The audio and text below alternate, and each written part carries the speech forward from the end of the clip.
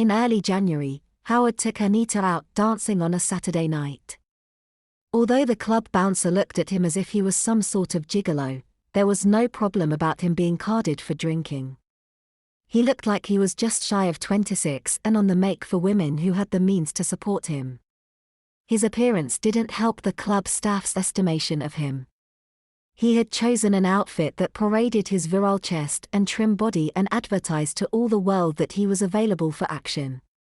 The fact that he was accompanied by a 40-year-old woman and was being extremely solicitous of her affections only confirmed their opinions that the young man was a gold-digging gigolo who had caught a well-heeled sugar mommy to support him in the lap of luxury. Anita was pleased by all the attention she was getting from Howard. He hadn't been so polite and amorous since they dated before they were married. His former clumsiness with female anatomy seemed to have matured into an intimacy that was surprising.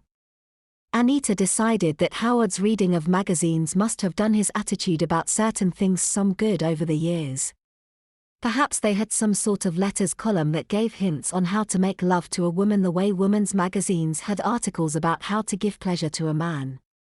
Although she was pleased and delighted by his newfound skills, she wondered how he had become so adept by merely reading about them. He certainly hadn't learned the techniques from her.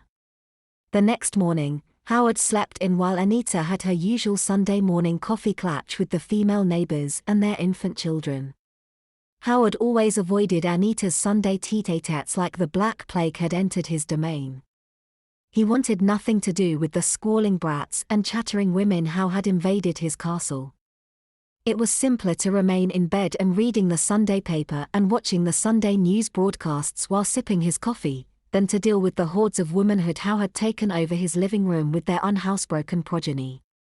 After the retreat of the rabble, Howard emerged from the bedroom to see what plans Anita had made for the day. Although the weather was dry and sunny, it was still too chill for the lawn to begin its spring growth. As a result, it would be weeks before the lawn needed mowing. Howard thought that they might see a movie or charge a download from their satellite service provider. Howard was a little surprised when Anita suggested they go out to the park.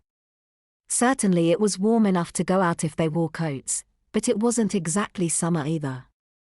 Still, the cloudless day promised a good afternoon, so he agreed to go.